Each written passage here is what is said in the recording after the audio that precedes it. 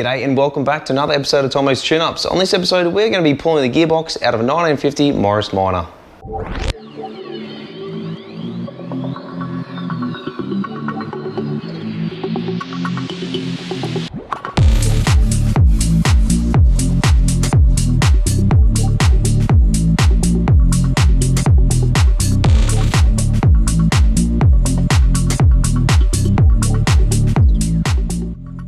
Alright, so I've chosen to work on the Morris Minor over the Morris Mini simply because I've been working on IGs now for a good week and a half to 2 weeks, and that thing is just driving me crazy. I've literally been spending so much time on this, been going to bed at 11:30, 12 o'clock at night, and I'm just losing so much sleep over it. Now, not because it's a hard job, but because of all the filming, the editing, all the stuff that goes involved in making videos to go on my channel. So I've pretty much got the engine back in. As you can see, I've got the Morris on the opposite side, so they were on the opposite sides before I moved it.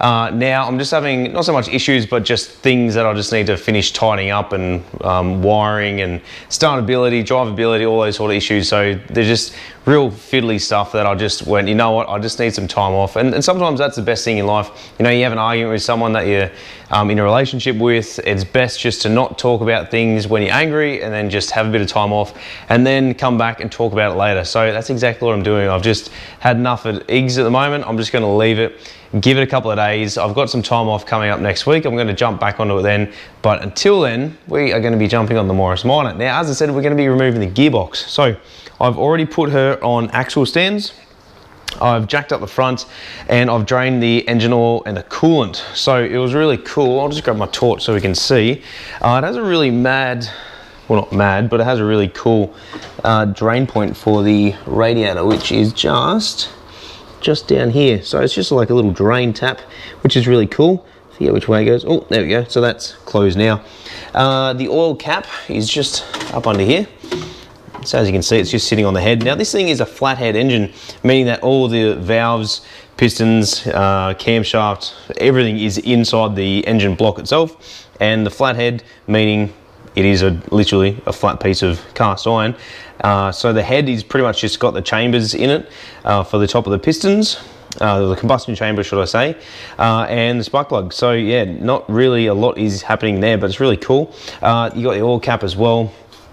Now, I thought this thing was a negative earth, but I believe it's a positive earth, but I believe it to be a negative earth. So we should be okay. Please, someone in the comment section, let me know if I am wrong. I'm just having a look to see if I can see any markings on the battery itself. They usually have a terminal marking that tells you which is positive, which is negative.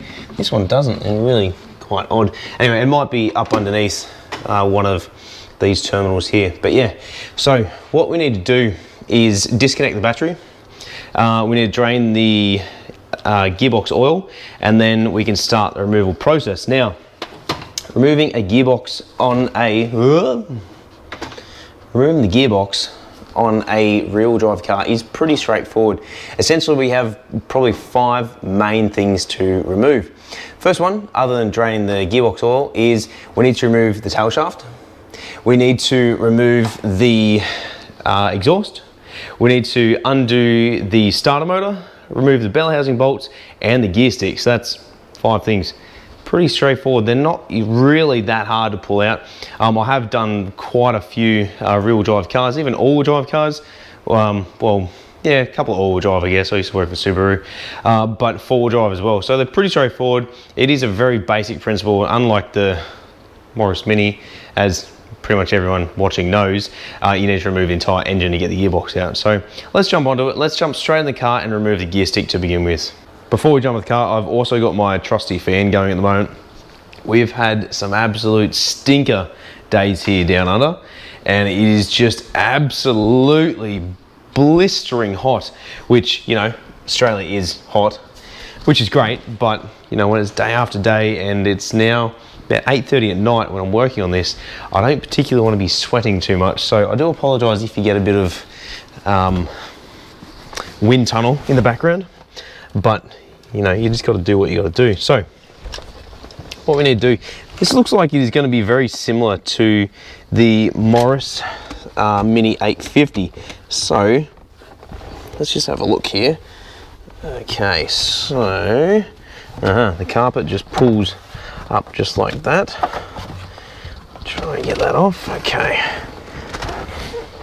Got some underlay here. Underlay, Reba! Idiot. Alright, so what the hell's going on here? Well, that's just so obviously this bit of steel goes up the top here and someone's just literally thrown it on, which is a bit frustrating. It's annoying. So what we're going to do to begin with is remove these, looks like 6mm screws all the way around here. Oh my goodness, not even tight. That's frustrating. Well, one of them wasn't tight. So we're going to go and remove all of those and then we can get the gear stick out. All right, so it turns out I was completely wrong. It is a 1/4 inch self-tapping screws.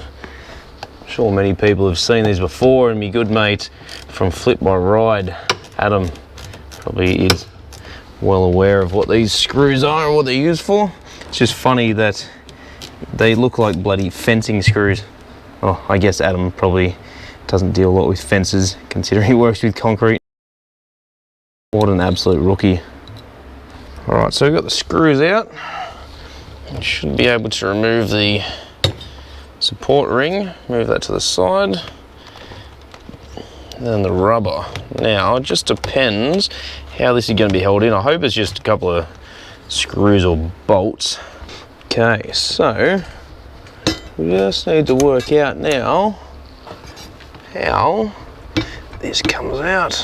I'd imagine there's probably going to be a pin down in here. So, you know what's really interesting? I literally was just trying to figure out how to get this off. And I was like, oh yeah, there's like a little fill plug or something here. And I was like, oh, what the heck is this?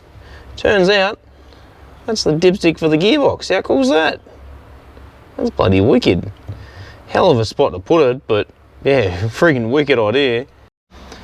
All right, you can't actually see how much sweat is coming off my brow, but I got it out. Sorry. We actually worked out what there is. There is actually an access panel down here that you need to remove in order to get the gear stick and stuff out. So you loosen off all the bolts, which goes on this bracket here, and then loosen off probably those 1/2 inch bolts all the way around the outside, and then the whole selector assembly will come off. Give us a good idea as well as to any sort of movement or play that's in any brake or clutch pedals here. Now another thing we need to remove is this cable here. That'll be the speedo cable as well, so we need to remove that from there. And then probably the gearbox mount at the back down there before we remove it. So let's keep going with it. Let's get these bolts out and get the gearbox done. All right, so they're not 1/2 inch nuts, they are 9/16. So go around and we'll loosen off all those. I've grabbed a spanner as well just to try and aid in the removal if it's going to be a bit stiff to remove, which they seem to be okay. I'd say maybe at some stage, oh, that's a different size. At some stage this gearbox has probably been out, been apart. I hope so anyway. Given how old this vehicle is, I want to hope that it's been out and serviced at some stage. But you just never know with this sort of stuff, unless you've got documents to prove it, receipts, all that sort of stuff. Looks like at some stage it has been out, so there is a bit of blue elastic around here, but that doesn't mean that someone hasn't just pulled the gearbox out, done a respray, put it back in. Could just mean that someone's had the top of the gearbox off at some stage. This looks fairly new, or at least maintained anyway. It's quite clean. The gearbox is completely black as well, so I wonder if someone has pulled it out and they've just painted it when they've refurbished the engine at some stage. I believe from memory the customer had said that he had some work done to this old girl at some stage, so definitely I'd say the box has been out of it at least.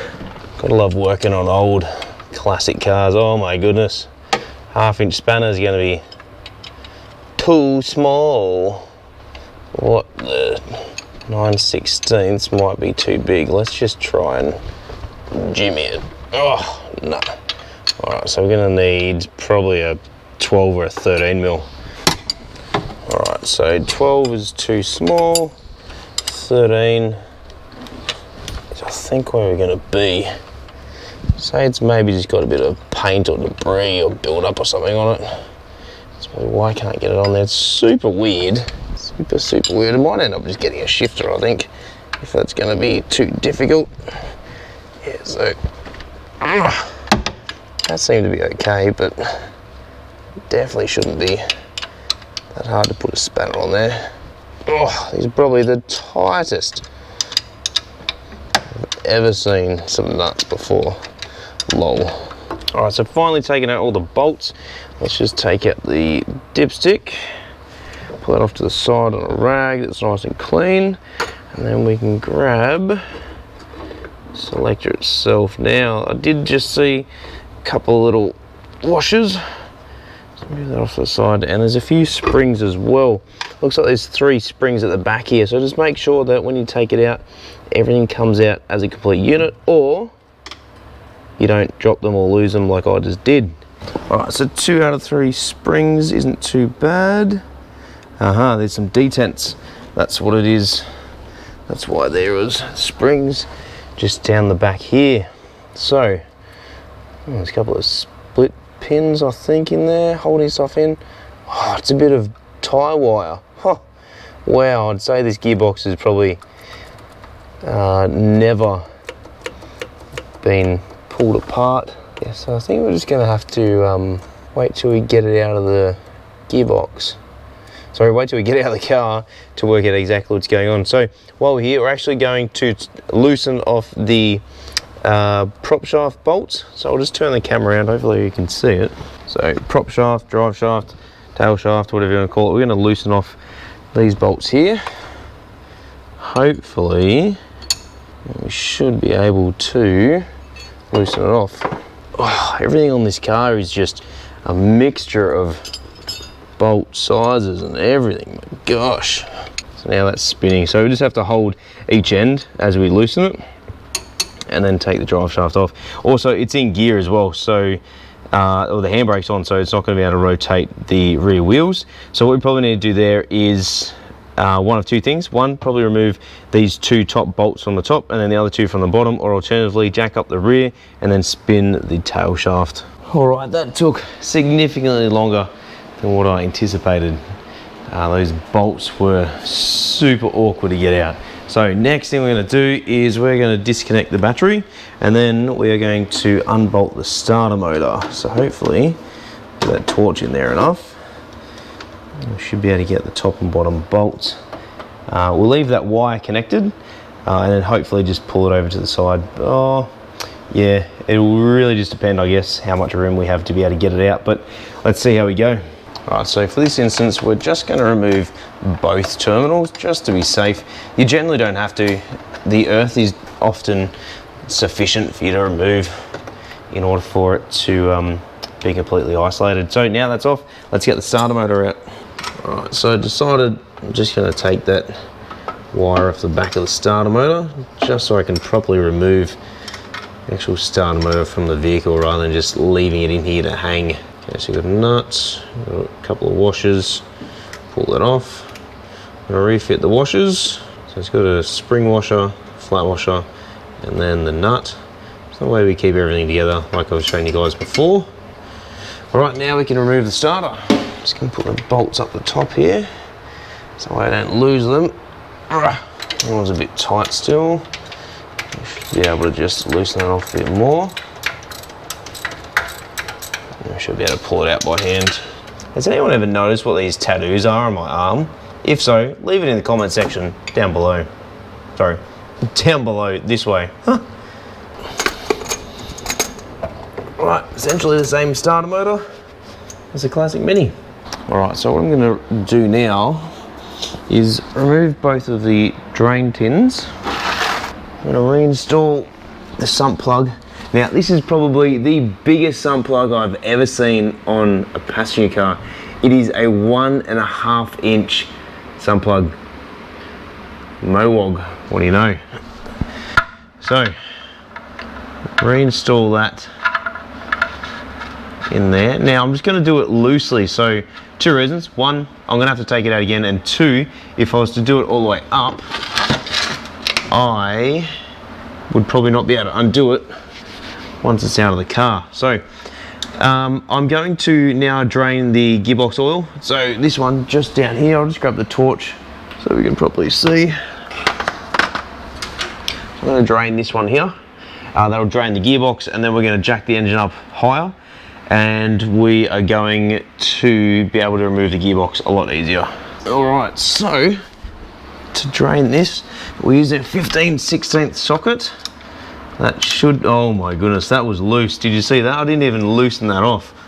Oh my gosh. Alright, let's drain the gearbox.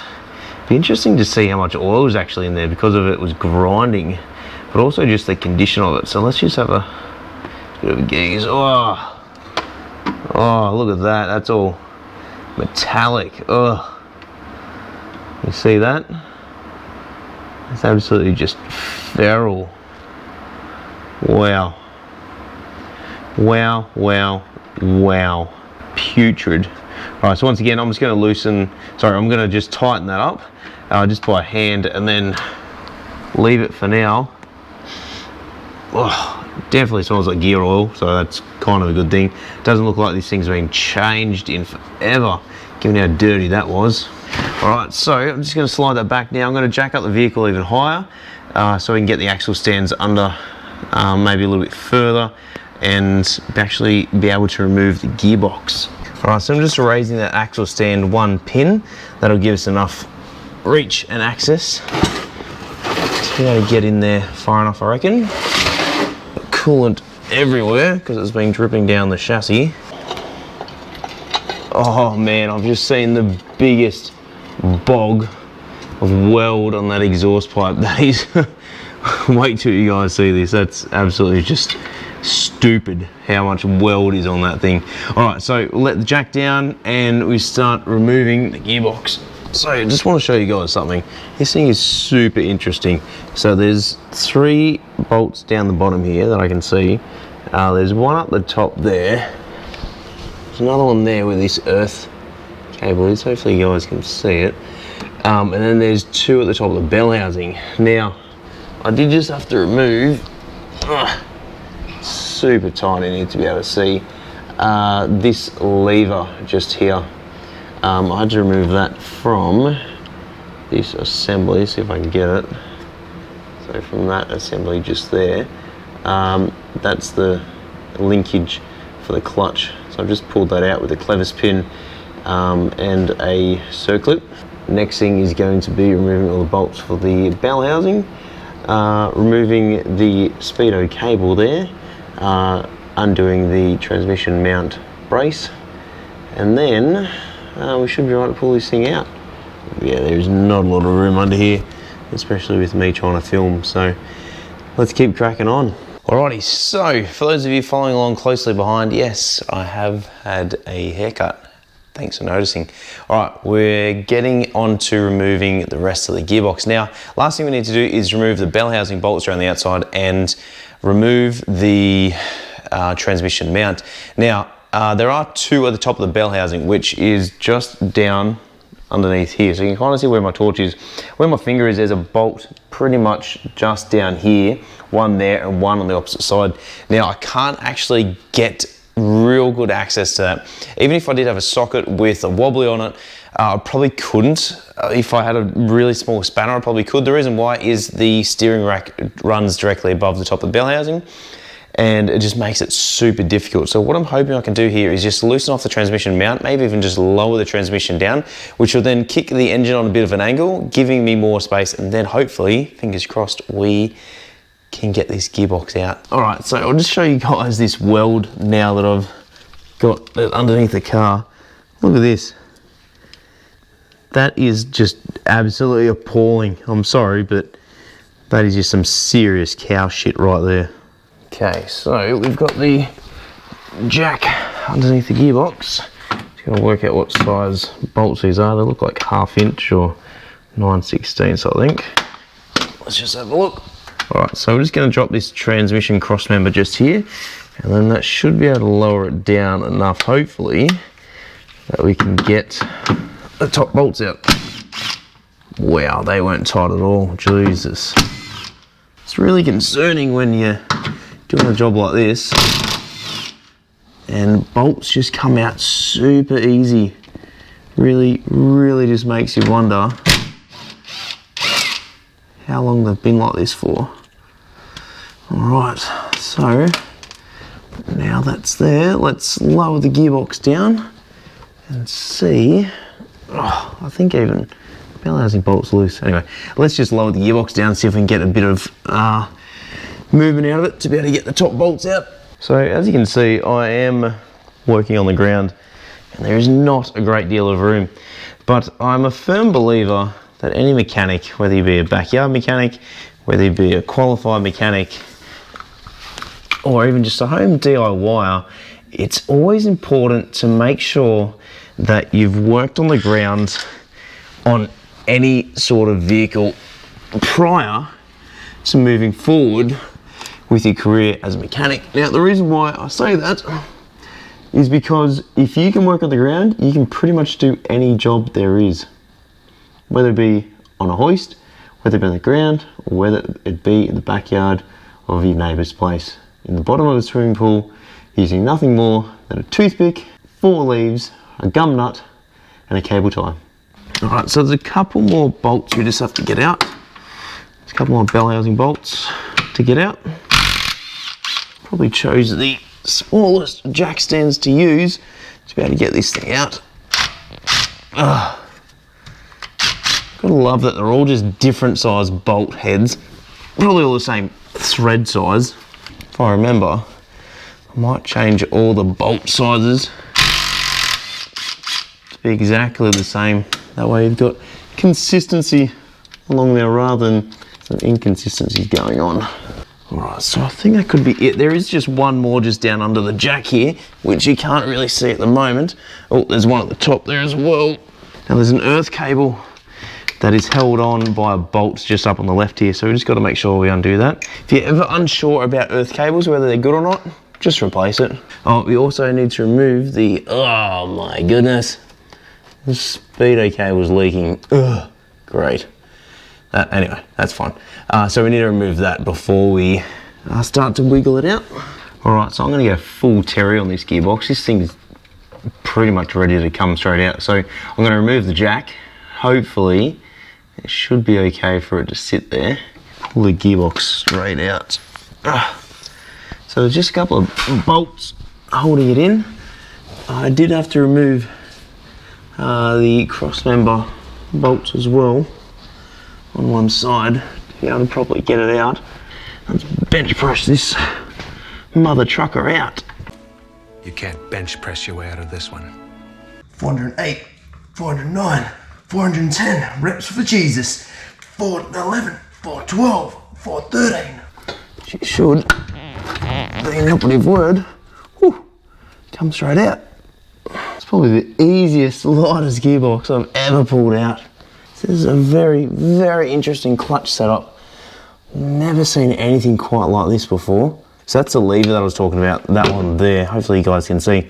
I just had to rotate the gearbox enough to be able to get that out. That way it's got sufficient room to be able to get past the tunnel, because it is a little bit tight in there. I have seen on one of my mates' YouTube channels, Classic Car Cave, I think, he was pulling one of these out and they managed to fit an SR20 in here and they jimmied a gearbox.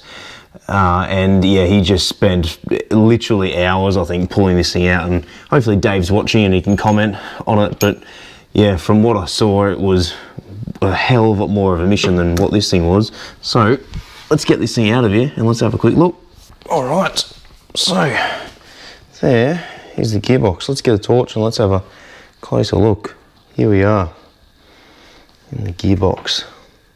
So like I was saying, we did have some issues engaging the gears. So I really expect to see some teeth that are worn quite a lot on here. Or at least the synchros hub's possibly gone. Let's just see if we can engage some gears and get a bit of an idea. You just got to be careful because there are a couple of bearings up here, and these are the detent bearings. and they those bearings can go flying, as you've seen on previous episodes. Actually, I'm just not 100% sure if I do. Oh, that thing's got so much movement, it's ridiculous. Alrighty, so what we're going to do from here on in is going to be pretty basic. I'm going to send this to my gearbox guy. He's going to refurb all this. There are a couple of seals that needs to be done. So the speedo shaft seal, I'm going to get new transmission mounts for it as well. The gearbox output shaft seal, so where the gearbox has the flange that bolts to the back of it, and it goes directly to the tail shaft and then to the diff. That seal is leaking as well. Any other gaskets as well that just happen to be around here. It has a very interesting clutch setup at the front. Usually they have like a spline or a shaft that they slide on. This just literally has a fork. I'll show you guys in a sec. It's really interesting.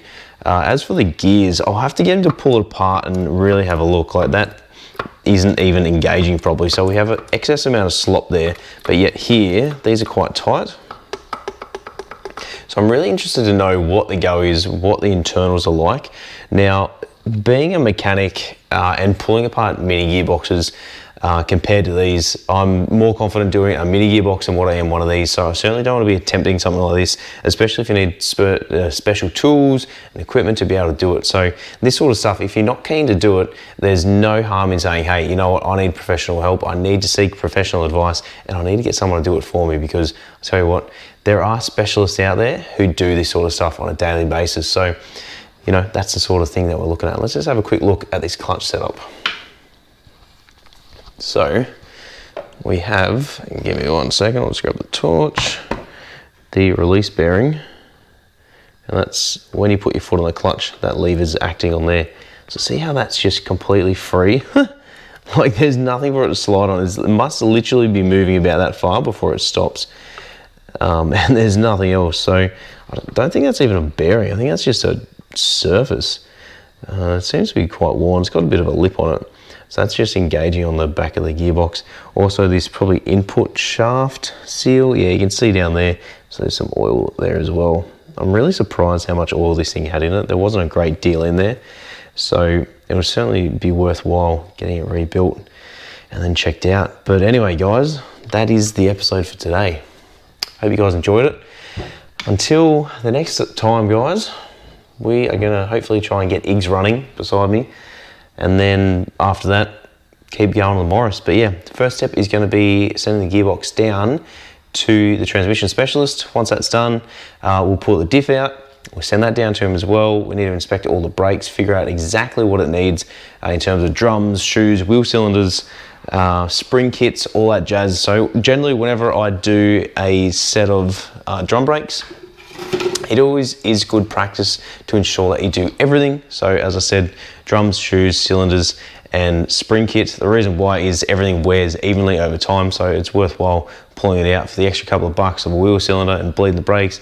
You might as well throw it in. So that's what we're going to do. We're going to go through all this. We're going to readjust it. We're going to set it up so this thing absolutely stops on a dime. We'll check out the steering as well. There's a fair amount of movement in the passenger front wheel bearing. And I mean, it's not just left and right, up and down. This thing is like the whole bloody wheel is about to fall off. So quite surprised it didn't fall off previously. And I'm very glad that the customer didn't drive it to my place. And instead, he got it on a tow truck. So yeah, let's get cracking on this gearbox. Once we've sent that away, we'll start working on the rear diff. We'll start pulling the engine out. We're going to strip it down. We've got to go see the guys at the Sprite Car Club, who I'm currently registered with Grace, with my historic rego. So they're going to be doing all the machining, boring, supplying all the parts, then we're going to build it back here. So like always, guys, stay COVID safe. We'll see you right here on another episode of Tomo's Tune Ups.